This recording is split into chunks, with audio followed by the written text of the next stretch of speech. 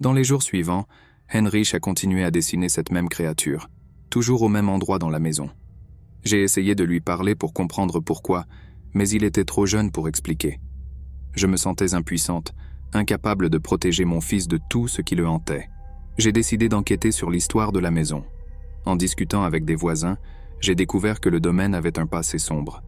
La rumeur disait que la maison était hantée par une entité maléfique qui se nourrissait de l'énergie des enfants. J'étais déterminé à découvrir la vérité et à protéger ma famille à tout prix. C'est alors que j'ai décidé de demander l'aide d'un prêtre local.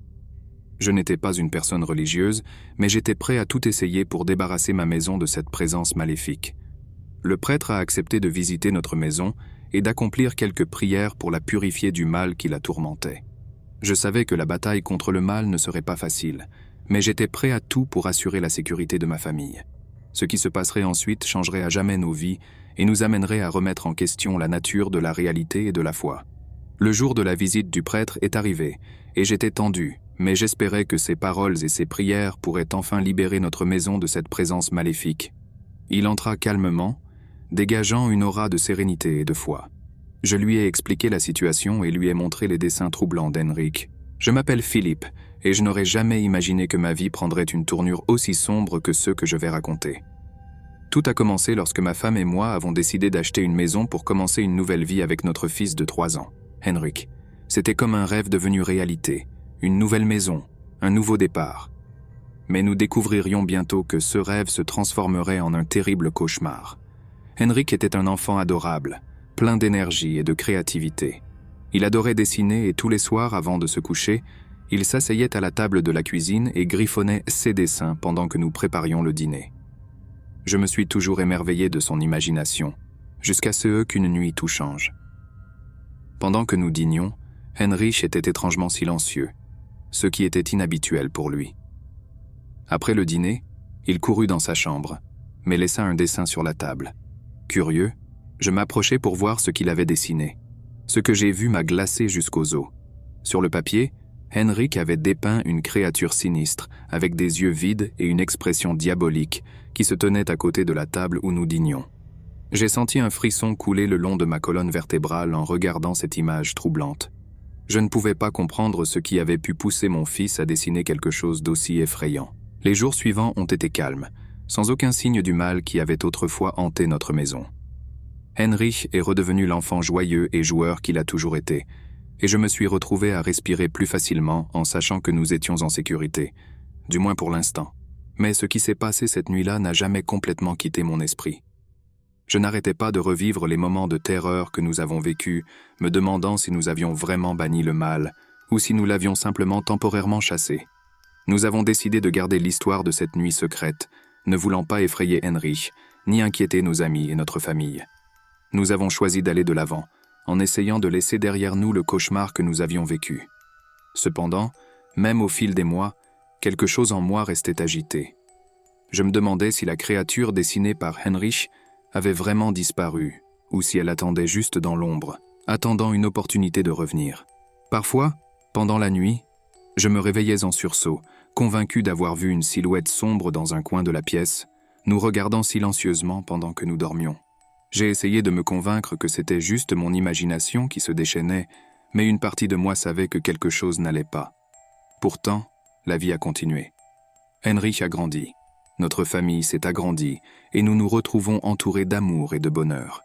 Mais il y aurait toujours une ombre suspendue au-dessus de nous, un rappel constant de la nuit où nous avons affronté le mal de front et survécu. Et ainsi, mon histoire se termine.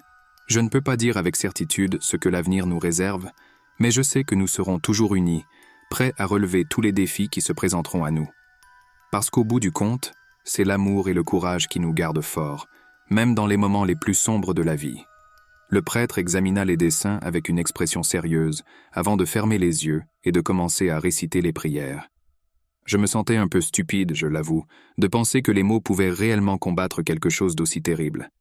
Mais alors qu'il continuait à prier, un sentiment de paix a commencé à se répandre dans la maison.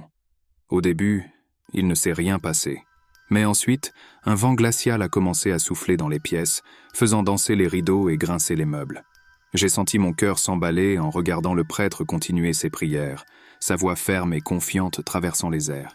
Soudain, un son guttural résonna dans la maison, faisant rétrécir Henrik de peur dans mes bras. J'ai senti une vague de terreur pure me submerger alors que je regardais autour de moi, essayant de localiser la source du son. C'est alors que le prêtre a commencé à réciter une prière plus intense, sa voix résonnant avec une force qui semblait transcender le monde physique.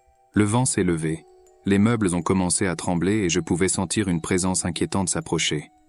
J'ai fermé les yeux et prié de toutes mes forces, implorant la protection de ma famille. Pendant un instant interminable, tout semblait suspendu dans l'air, comme si nous étions dans l'œil d'une tempête surnaturelle. Puis tout à coup tout s'est arrêté. Le silence tomba sur la maison comme un manteau, et j'ouvris les yeux pour voir le prêtre rassembler ses affaires, un sourire de triomphe sur son visage. Il m'a assuré que la maison était maintenant purifiée et que le mal avait été banni. Je voulais le croire. Je voulais croire que tout était fini. Mais quelque chose en moi savait que le mal ne disparaît jamais complètement. Je savais que nous devions être toujours vigilants, prêts à faire face à tout ce qui se présenterait à nous. Alors que je regardais le prêtre sortir par la porte, un sentiment de soulagement mêlé à une ombre de peur m'a saisi. Je savais que cette nuit ne serait que le début de notre voyage pour comprendre les mystères qui habitent les ombres et protéger notre famille du mal qui se cachait dans l'obscurité. Je m'appelle Georges et je n'aurais jamais imaginé que ma vie pourrait se transformer en un véritable cauchemar. Tout a commencé lorsque j'ai déménagé avec ma femme et mon fils, Samuel, dans une vieille maison à la périphérie de la ville. Cela semblait être l'endroit idéal pour commencer une nouvelle vie de famille. Samuel, avec ses 4 ans, était un enfant adorable et plein de vie. Il adorait dessiner et passait des heures à colorier des papiers avec les traits enfantins les plus variés. Et ces dessins ont toujours été innocents, représentant des choses simples comme des arbres, des voitures, et même notre chat, Lucas. Lucas était le chat typique, paresseux, mais affectueux. Il avait une relation spéciale avec Samuel et passait une grande partie de son temps à jouer avec lui. Je n'aurais jamais pu imaginer que cette harmonie serait brisée par quelque chose d'aussi sinistre. Un soir, alors que ma femme et moi regardions la télévision dans le salon, Samuel était dans la chambre, amusé par ses dessins. Soudain, nous avons entendu un cri venant de sa chambre.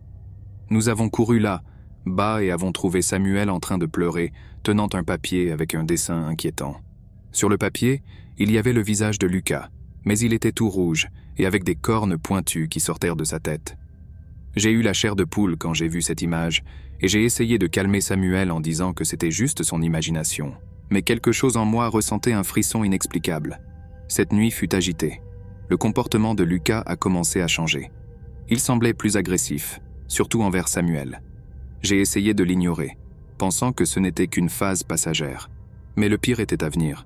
Une semaine après l'étrange incident avec le dessin de Samuel, les choses ont commencé à devenir encore plus effrayantes. Luc a commencé à agir de manière complètement inhabituelle, évitant Samuel à tout prix et grognant chaque fois qu'il s'approchait de lui. C'était comme si le chat était possédé par une force maléfique. Cette nuit fatidique, alors que nous étions tous dans le salon à regarder la télévision, nous avons entendu un bruit étrange provenant de la chambre de Samuel. Nous y avons couru et avons trouvé le garçon paralysé de peur, tandis que Lucas, les yeux injectés de colère, s'avançait vers lui. Sans hésitation, je me suis jeté entre le chat et mon fils, le poussant de toutes mes forces. Lucas grogna furieusement, ses yeux brillaient de haine. C'est alors que quelque chose d'incroyable s'est produit. Une lumière brillante remplissait la pièce, émanant de Samuel. Le chat se retira, comme s'il était repoussé par une force invisible. Il laissa échapper un rugissement strident et disparut sous nos yeux, ne laissant qu'une traînée de fumée. Nous sommes restés là, stupéfaits et sans voix. Enfin, le calme est revenu dans notre maison, mais le mystère entourant ce qui est arrivé à Lucas est resté sans réponse. Depuis, nous n'avons plus jamais revu le chat. Samuel est retourné à dessiner ses images innocentes et la paix régnait dans notre maison. Mais ce qui s'est passé cette nuit-là a laissé une marque indélébile sur nos vies, nous rappelant que le mal peut se cacher même dans les endroits les plus inattendus. Marc n'aurait jamais imaginé que sa vie tranquille en banlieue pourrait être envahie par une terreur aussi sinistre. Avec sa femme, Émilie, et leur adorable fils de 3 ans, Bernard, la vie semblait suivre un cours paisible. Mais cela a changé avec l'arrivée des nouveaux voisins, dont la présence a jeté une ombre sur leur existence idyllique. C'était un après-midi ensoleillé lorsque l'étrange couple a emménagé dans la maison voisine. Mark, comme tous les autres habitants de la paisible ville, a décidé de les accueillir, suivant la tradition locale d'accueil. Cependant, quelque chose dans le couple était dérangeant dès le début. Leurs yeux étaient sombres et leurs sourires forcés. Bernard, innocent et curieux comme n'importe quel enfant, ne remarqua pas la tension dans l'air. Il a continué à jouer et à dessiner comme d'habitude, ne remarquant pas les regards inquiets échangés par ses parents. C'est lorsque Bernard a montré l'un de ses dessins à Mark et Emily que la vraie terreur a commencé à se dérouler. Sur le papier, ses parents étaient représentés, souriants, à côté de leur nouveau voisin, tenant une assiette noire de nourriture. Mark sentit un frisson couler le long de son échine alors qu'il faisait face à ce dessin, mais il ne pouvait pas déchiffrer le sens de ces images troublantes. Les semaines passèrent et la tension entre les voisins augmenta. Mark remarqua que l'étrange couple surveillait toujours leur maison, comme s'ils planifiaient quelque chose de sombre. Cependant, il ne pouvait pas imaginer l'horreur à laquelle il allait faire face. Une nuit, les voisins ont frappé à la porte de Mark et Emily, apportant une assiette de nourriture en signe d'amitié. Ils ont insisté pour qu'ils partagent le dîner ensemble, mais Mark a senti une vague de méfiance traverser son corps. Néanmoins, Emily et Bernard ont accepté l'offre et ont commencé à manger. En regardant sa famille, Mark a remarqué quelque chose d'étrange dans la nourriture. Un doux arôme flottait dans l'air, et il réalisa que quelque chose n'allait pas. C'est alors qu'il a vu les voisins échanger des regards malicieux, alors qu'Emily et Bernard commençaient à avoir l'air somnolents. Sans hésitation, Mark a agi rapidement. Il fit semblant de boire une gorgée du jus qui accompagnait le repas, mais le versa discrètement dans une plante voisine. Alors que ses voisins ne regardèrent pas, il a sorti son téléphone et a appelé la police, expliquant de toute urgence la situation. Des minutes interminables se sont écoulées alors que Mark distrayait les voisins, priant pour que la police arrive à temps. Enfin, les sirènes résonnaient au loin, et les criminels se rendirent compte que leur plan était sur le point d'être découvert. Ils ont tenté de fuir, mais ont été rapidement rattrapés par la police. C'est alors que Mark a découvert la vérité choquante. Les voisins étaient des trafiquants d'enfants, utilisant de la drogue pour faciliter leurs enlèvements. Le cœur encore battant à cause de la terreur qui a failli consumer sa famille, Mark a serré Emily et Bernard dans ses bras, les remerciant silencieusement d'avoir échappé vivants à ce cauchemar. Il savait qu'ils ne pourraient plus jamais regarder la banlieue de la même manière, mais ils étaient reconnaissants d'être ensemble et en sécurité. Alors que la lumière de l'aube baignait sa maison, Mark a juré de protéger sa famille à tout prix, sachant que la véritable horreur se cache souvent derrière des visages familiers et de faux sourires.